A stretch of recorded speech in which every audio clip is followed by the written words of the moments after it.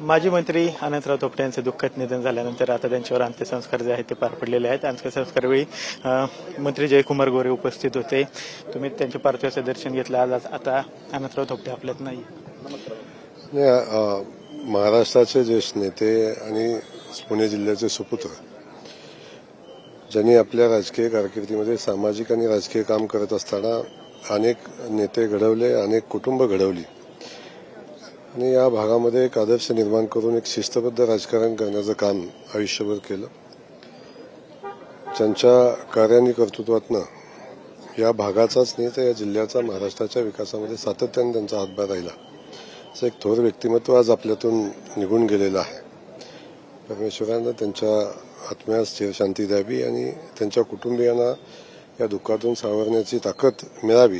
त्यासोबत संग्रामदादा जे त्यांचा वारसा पुढे चालवतात त्यांना परमेश्वराने ताकद द्यावी अशा पद्धतीच्या भावना आहेत. अनेक वर्ष राजकीय क्षेत्रात ते कार्यरत होते. अनेक वेळा तुमचा संपर्कही आला असेल. अशी एखादी आठवण किंवा असा एखादा क्षण तो तुमच्या कायमस्वरूपी लक्षात राहील? मुळात आदरणीय थोपटे साहेब खूप शिस्तबद्ध नेते होते.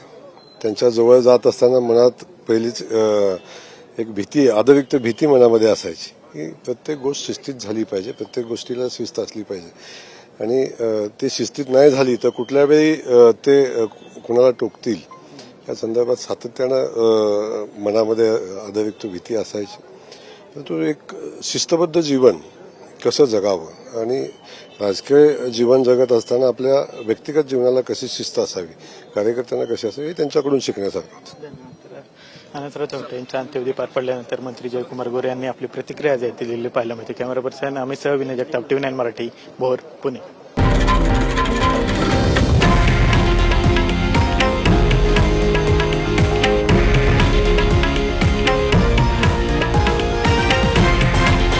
हे आहे देशातील नंबर 1 न्यूज नेटवर्क आणि आपण पाहत आहात TV9 मराठी, एकमेव.